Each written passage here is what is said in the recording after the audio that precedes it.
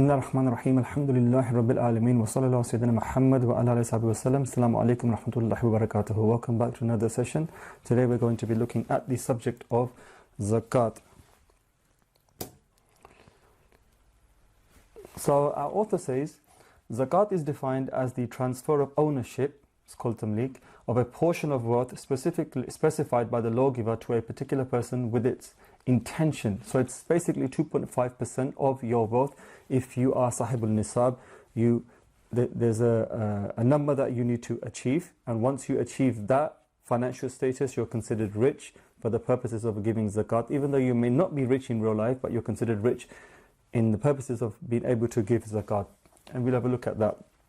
It's 2.5%, and it has to be given with intention, because it's not a tax. A tax is something that the state can take off you without your intention. It's something that they can take by force to service their own governance. But when it comes to zakat, it's mentioned in the Quran, and it's one of the foundational pillars of Islam, and it's something that you need to do with an intention.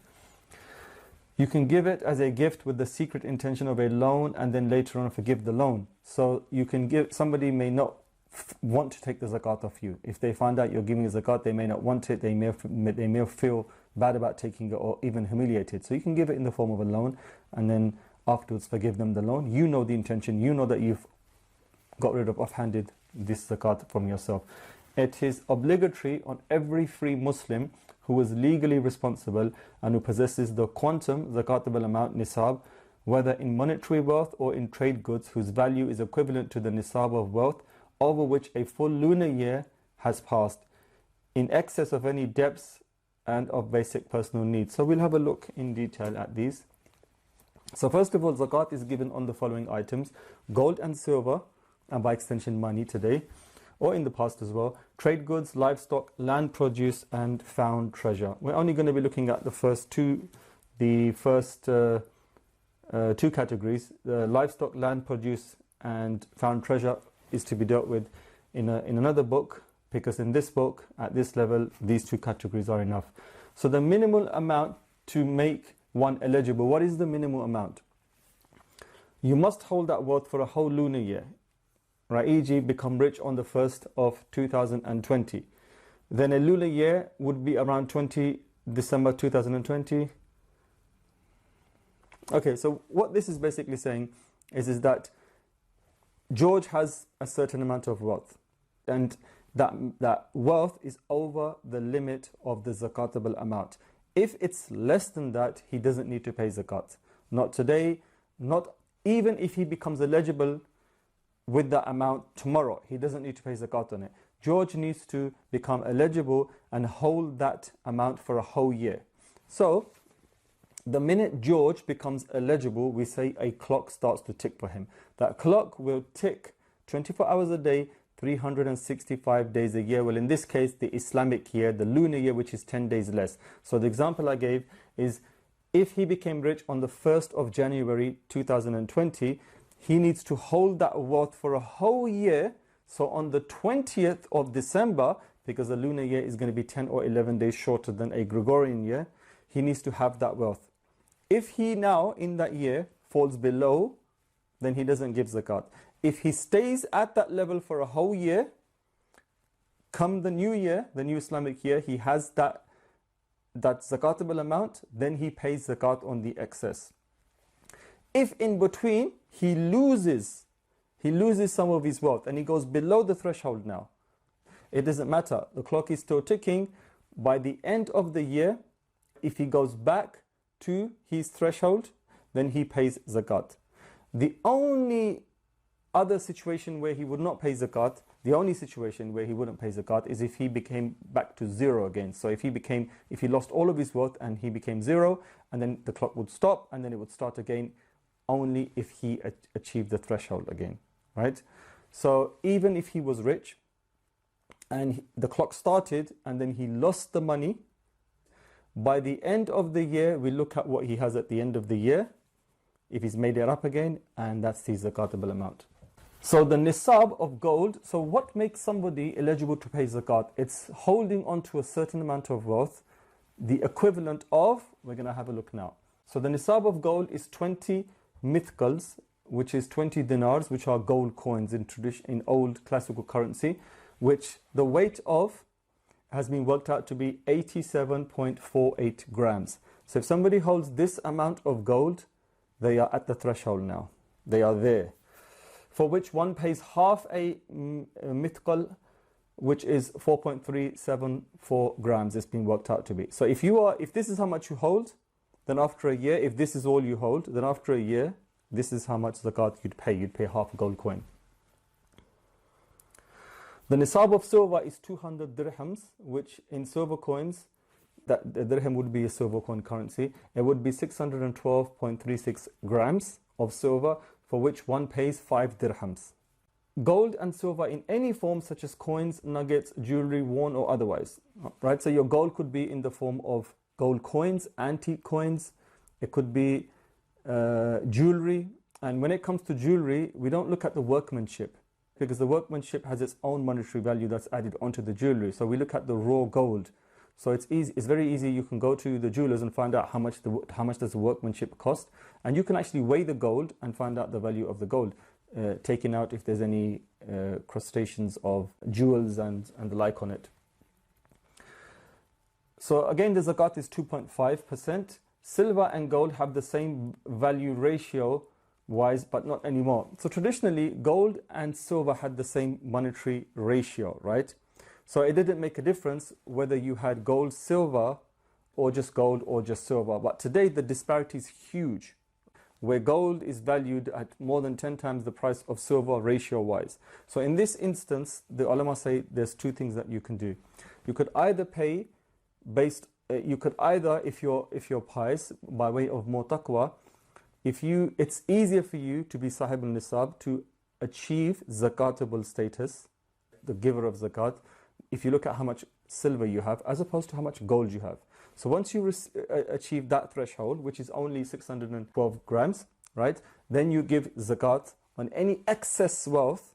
So you add the gold and everything on that. Or other scholars say, because today, even if you have that much silver, technically you could still be poor, right? You can still not be in a position where you're living very well. Just because you hold this much percentage of silver, monetary value of silver, it doesn't make you rich. So in that instance, you can go by the gold standard. So then you look at the amount of gold. If you have monetary wealth in excess of that, or gold in excess of that, and then you would add everything together and then you'd give based on that. The value of trade goods is combined with one's gold and silver, both of which are also calculated together. So someone could have gold, someone could have silver and have money. Everything is added together, the monetary value of that. If it's above the threshold, then you'd give. If you had trade goods, what are trade goods? They could be in the form of, if you've got a shop, we're talking about stock that you hold. Any stock that you hold are goods that you have bought to sell. You could sit in your house and sell things on eBay, sell things on Instagram, sell things on applications. If you've bought anything to resell, it could be mobile phone covers, right? You could have maybe 50,000 of them stocked in your shed. They may cost you 0.1, like a tenth of a dollar. But collectively, you add them all together, and whatever the cost is, obviously you'd work out the zakatable amount, and then you'd give zakat. Zakat is not given on things that you live by. For example, a car, a TV, your kitchen goods or your furniture or your house even, right? It's only on gold, silver, money or trade goods. So for example, you've got a house. That's you're living in that house. If you bought a second house to resell, if that's your job, if that's your profession, or even if this is the first time you're doing it, you've bought a house to resell. That's the intention you bought it for. Then you would take out the zakatable amount of the value from that house. Likewise, if you were to, for example, buy a house with the intention of not selling it, of using it. So I want to buy my neighbor's house with the intention that I'm going to expand my house and I'm going to join that two properties and have a bigger house to use. But halfway through I decide, no, I now want to sell this house. So the minute I decide this, then again it becomes taxable zakat-wise the clock starts to tick and it becomes taxable. That's very important to know this. The zakat of livestock, i.e. camels, sheep and goats, is based on quantum allotted for them as delineated in its relevant section in other works of jurisprudence. So the eligible recipients of zakat. So we're going to have a look at some case studies to see who is eligible and who is not. So in this we've got George. He owns £200. Right, £200 is far lower than the zakatable amount that if you're above this threshold which you need to give. So he's considered poor, right? He's only got £200 worth of savings. But he inherited a book collection, an art collection from his family, which is worth £10,000. Now he is above his zakatable amount in the amount of wealth that he owns, right? Is he rich because he owns wealth greater than the nisab and it's superfluous to his daily needs? He's actually not rich. Even though he owns this additional wealth and it's superfluous to his daily needs, he's actually rich because he owns wealth, but he's not rich as in he has to pay zakat to somebody else. Why? Because he only owns £200 of something that he can use in his daily life. Apart from that, he doesn't own anything else. So when it comes to the time to give zakat, he's not above the threshold. In this instance, he doesn't give zakat, but nor does he receive zakat. Why does he not receive zakat? He's poor when it comes to giving. He's considered poor when it comes to giving, but he's not poor when it comes to receiving because he has £10,000 worth in assets. So he can easily sell those to live. He has something whereby he can live by. But it's not the fluid kind of currency, gold, silver or money, or assets, stock items to resell, where that was his intention, whereby he can dispose of them. Okay, case study 2. So Humphrey has £1,500. So he's far richer than George. He has a medium-sized family, nothing extra that he owns that is superfluous, right? So everything in his house has a utilitarian purpose. For example, his sofas, they're not superfluous. He uses them. Then he has a fridge, he uses it. He has a TV, he needs to use it. He has a car, he goes to work in it. Even if he's got 2 cars, one his wife goes to work in, one he goes to work in. And he only holds 1,500 of savings. Is he considered rich? He is considered poor and he can receive zakat. Why? Because his 1,500 is below the threshold and he doesn't have any superfluous wealth in his house whereby he could sell it and make himself rich and not eligible. In this case, he receives but he doesn't give because he's not above the threshold. Okay, so now we look at the category of people that are eligible for zakat. An indignant person, a faqir, i.e. possessing less than the nisab, whether by actual gold and silver or by valued goods, even if he is healthy and earning a living. So this is the example of Humphrey here. A poor person, miskin, i.e. one who has no wealth at all. So these are beggars or poor people who live in a house but they have no wealth. They're on the breadline, they're one meal away from poverty, or they have to sometimes go out and beg, or every single member in their house is working, just trying to barely scrape a living. A slave working to free himself, a person in debt, has money, but after subtracting for his debts, he has less than the nisab. So this person is also eligible. A soldier cut off from his troops, a pilgrim cut off from his group, a wayfarer who despite possessing wealth in his homeland has nothing, i.e. less than the nisab. So you could have a wayfarer, a traveler, right? He could be rich. He could be rich back in his own place.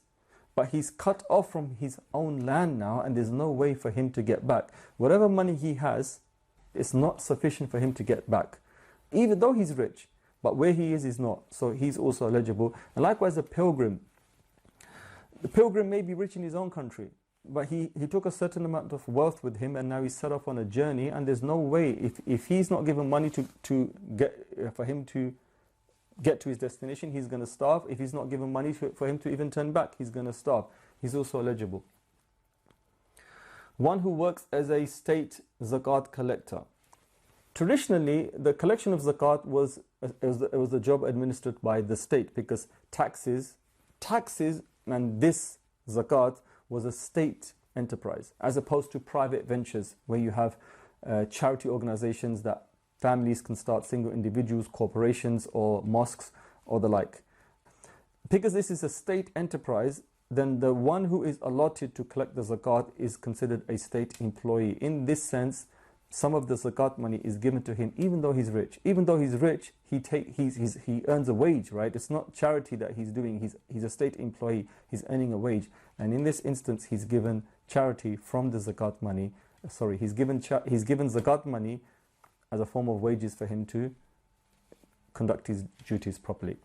This doesn't work for modern day charity organizations because mostly they're volunteer organizations, and the people that do get paid, they get paid from the money that comes in by the charity.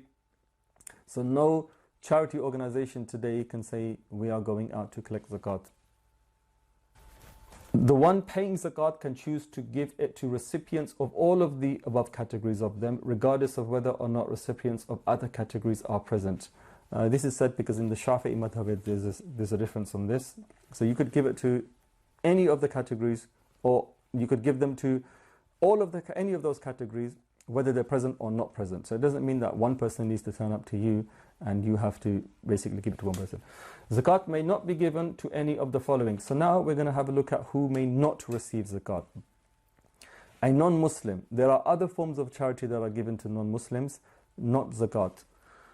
A wealthy person, ghani, i.e. one who possesses the nisab in any form of wealth. As we mentioned before, a wealthy person is someone, even though he's got a little bit, he may only have £5 in his pocket, but he has an art collection worth £100,000, where he has a car collection, right? He may have dwindled his resources down to where he's got nothing in his pockets.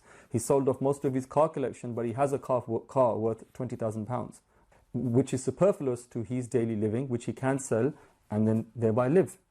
So he's considered rich. Only a poor person with no superfluous goods and he is below the threshold, he gets zakat.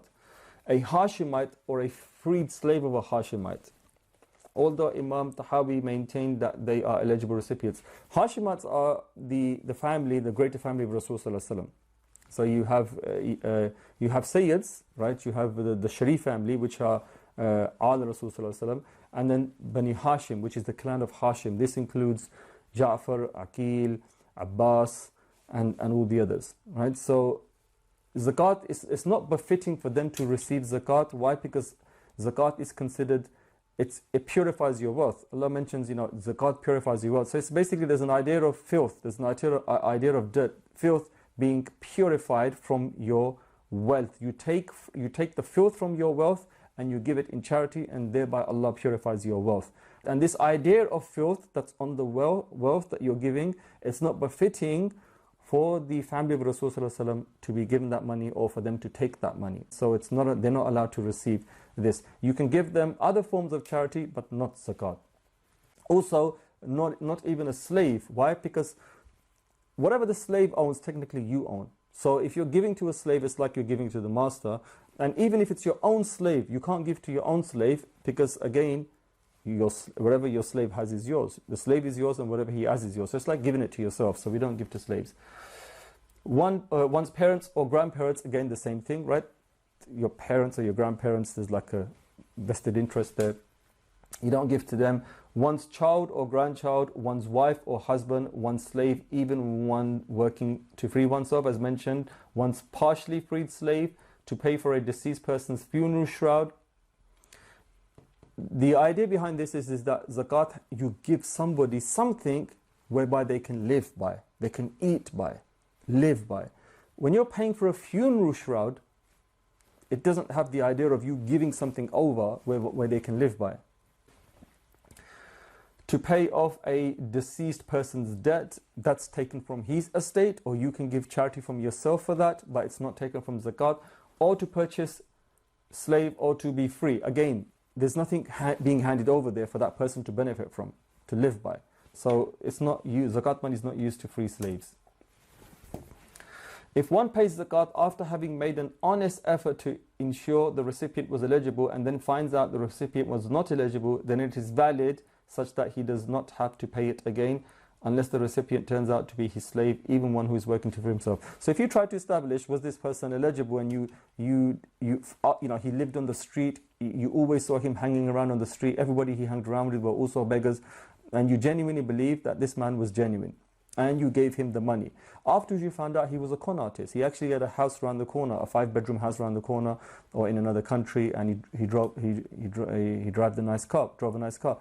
You made full efforts to find out. You took the means. Islam is all about taking the means. You took the means, and then you've discharged your duty. However, if you find out it was your slave doing this, then whatever your slave owns is yours anyway. That money is going to come back your way. So then you'd have to then pay it again to somebody. It is disliked to give an amount of wealth to an eligible recipient such that he would then own the nisab himself and hence no longer be eligible to receive zakat in the future. It is preferred, however, to give enough to a recipient that he does not need to ask for money. So it's better to spread out zakat. So if, for example, someone has a large amount of wealth, a large amount, so where he takes out 2.5% now, that is enough to give to someone whereby they become rich. If you gave all of that money, there's no harm in giving one person. If you're only taking out £5 or £10 or £100 or £200, there's no harm in you giving this to one person. But if you've given him so much that he has now become technically rich, and he falls into that same situation where his clock starts to tick now, right? Although it's accepted, you can do it, but it's disliked. It's better to give small amounts, just enough that they can live comfortably, they can survive until Allah improves their situation. It is disliked to pay one's zakat after the completion of the lunar year to a recipient in another land, unless the recipient is a relative. So one who is needier, one who is stricter in adherence to the religion, or one who is more beneficial to the Muslims through the example of teaching. So there is an understanding that to give in another land means to give the 3 days journey. So to give past the 50-mile limit, it's considered disliked. It will be accepted, but it's considered disliked because there are people closer in your neighborhood. You have to start with people in your own vicinity. However, if he's a relative of yours, then there's not a problem with that. Also, certain people who are deserving, such as religious people, academic people, pious people, who are going to contribute to society and at large. It is disliked to pay one's zakat after the completion of the lunar year to a recipient in another land. On the flip side, you can give your money to a sinner, although it's disliked. The problem is that if you give your money to a sinner, you know, if he's like a drunk, for example, you know more likely than not he's going to spend that money on alcohol, right? It's disliked to do that. However, if you gave it, then it's okay, it's accepted. Even an alcoholic needs to eat, right? So in these situations, you can buy him a sandwich instead of giving him money or something like that, where you know that the money is going to go, what you're giving is being put to good use, as opposed to the sinner going and buying alcohol. Because if you know 100%, the minute you give him, he's outside the alcohol shop and you need to give zakat, and you see a sinner outside the alcohol shop and he's a recipient of zakat, you know he's eligible because he's poor. But you know that he's going to go and buy the alcohol, that would be a bit silly. You can instead go in and buy him the sandwich, or there is the chance that he's not by an alcohol shop and he's asked you for money and you've just realized he's a sinner, he's asked for bread, and you give him the money with the understanding that even though he's a sinner, there's a chance he's going to buy the bread, so you can give it to him. It's more preferable to pay zakat to relatives, starting with the nearest of kin, then to one's neighbors, then to one's district, then to members of one's profession, and then to fellow citizens, or to people more needy, such as scholars or victims of natural disasters. Zakat is not given to reunite the heart anymore, as decreed by Sayyidina Umar, may Allah be pleased with him. So at the time of the Khulafa Rashidin, you could give zakat to reconcile hearts. So for example, giving the zakat to certain tribal chieftains or to people to kind of make them more inclined towards Islam, or to each other, which will aid the cause of Islam. This doesn't happen anymore. This was stopped a long time ago. So additional notes: stocks and shares intended for buying and selling. So what you need to think about with stocks and shares is, what's your intention? Are you intending to buy them for selling them straight away, making a profit, or for dividends and company ownership?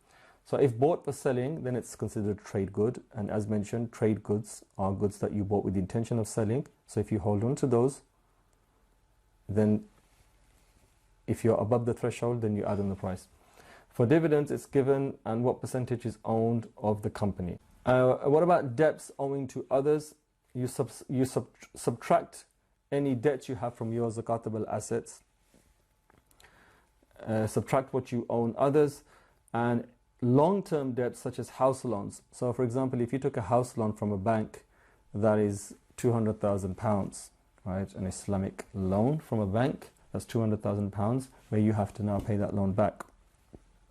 Obviously that's a huge amount. So you could technically be rich, and because you've got a loan, you could be a millionaire. But with your assets that you have, your working fluid assets could be just above the threshold, and as a result of the house loan is here, the money you have is here, so that puts you below the threshold, right? So it doesn't work like that with huge debts like this. With huge debts like this, it's the serviceable amount. So what you would pay every month. So you look at what you would pay every month and then adjust that into your nisab. Also, for debts due on one now, not speculated in the future. So we're not looking at, okay, well, in 3 months' time, this new debt will come onto my head, or next month, this new debt will come into my head, so I'm going to factor that debt in now. No, that's for the future. It may happen, it may not happen. And even if it happens, again, it's for the future. You only look at, once the year is up, you look at what you hold and you work it from there. You can give in money, in goods, in foodstuffs. So you could have sacks and sacks of wheat or dates or spices. They all hold a monetary value.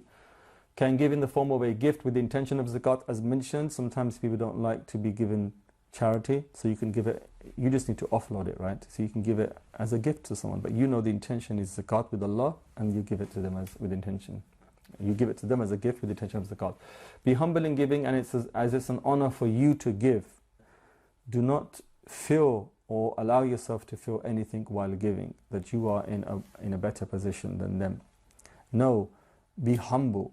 This is an obligation that your Lord has put upon you, and discharge that duty with utter humbleness when you are giving. And always think that the recipient is better than you. It's a form of cleansing your wealth. What if one wants to pay in Ramadan?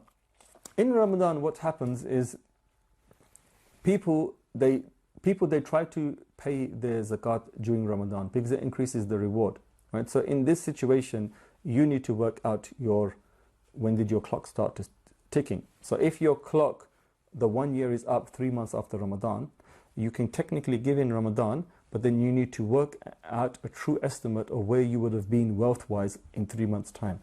So you know the profit you make on your business, that's consistent. You know everything else, factor everything else in, and where you would have been 3 months later, you add from what you have, and then you give it all in Ramadan. If someone doesn't know his date of nisab, so someone wasn't practicing, was always wealthy, became practicing, and then realized, oh, he's got a debt to pay of zakat, what to do in this situation? Or someone was just negligent, or someone thought, oh, I'll look into it tomorrow, or I know I have to pay, but for whatever reason he was distracted for years, then in this instant he's not sure when he had to pay. In this instant, all he does is he makes an estimate, right? He goes back to the last time he can kind of recall, okay, I had this much amount of wealth and I held this wealth for a year. So make an estimate, a date, and pay an extra year to fix any discrepancies. So the scholars say is even when you've made that date, add on another year to be safe with Allah, and then pay that as well. So even if you have given a loan, then pay every year. So the best thing to do is the best thing to do in this situation is, instead of you after 5 years having to go backtrack 5 years and work out your finances and then pay the zakat, it's better for you to pay your zakat every year on that additional money, right? So then once you get that back, that will save the hassle for you of backtracking and working out everything. Exceptions are to loans you have given up on receiving, such as bankruptcy or people disappearing. So in this instance, somebody outright lies and says, you never gave me any loan. So you've given up on this loan. Or somebody dies and his family cannot pay. Somebody disappears, runs away with your money. Or if somebody goes bankrupt. In this instance, you've given up, right? So there's no hope left. So it's like, that's not taken into account. It's not put onto your balance sheet whatsoever.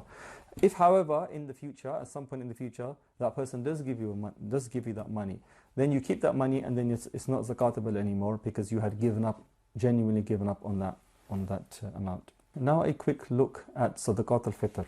So charity at the end of Ramadan is called Sadaqat al-Fitr.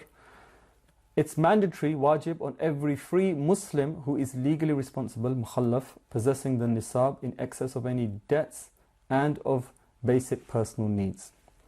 It is mandatory on behalf of oneself, one's child who is a minor, one's slave used for personal service, one's slave promised freedom upon the owner's death, and one's female slave with whom he bore a child, al-walad, even if the slave is a non-Muslim, unless your child is rich. So all of these categories, if these people come under you, you pay for them.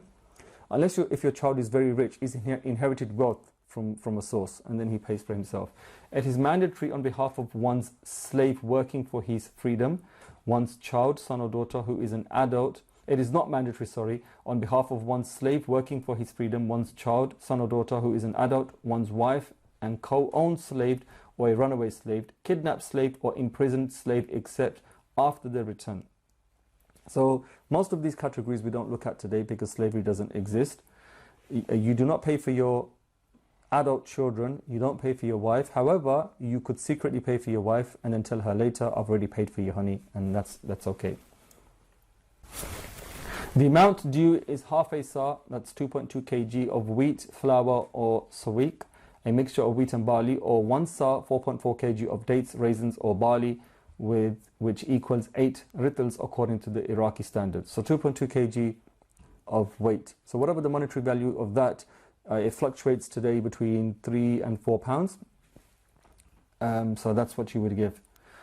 It is possible to pay by monetary value of one of the above amounts. This is actually superior when one can find what he needs, i.e. in times of ease, as it is more expedient in fulfilling the needs of the indigent. If, however, it is a time of difficulty like famine, then wheat, barley or any staple good is superior to monetary value. So in a time of ease, it's better to give them money because they can buy what they need. They may have flour, they may have something else. It's actually Eid, right? So they may want to buy sugar, for example, for Eid, to make something sweet from the flour they have at home or something. But in instances of famine, it's better to give flour only, because if you give them money, in instances of famine, there isn't no flour. There are no goods to eat.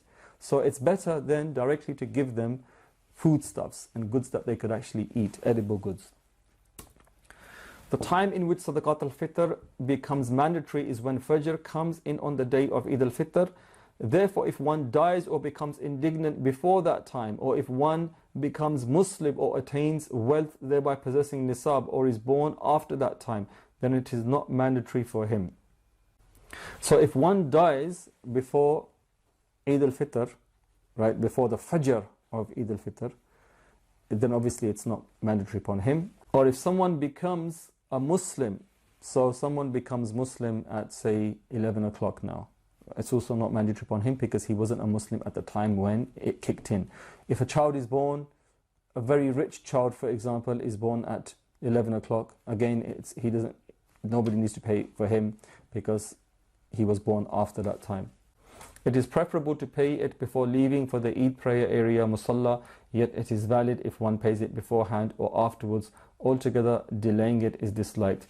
It's good to pay this very early in the morning because it gives time for other people to prepare, poor people. It gives them time to feel at ease, you know, that, okay, we've got something in the house now, we're going to go to pray, and by the time we get back, you know, things would have been made and the kids will get something, as opposed to where a poor person goes to pray not knowing if there is going to be anything for him. So it's better to give it to him before, where they can arrange themselves for the day.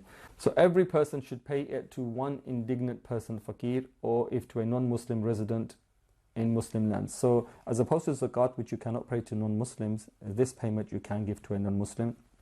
And it's better for you to pay to one person and not to split it.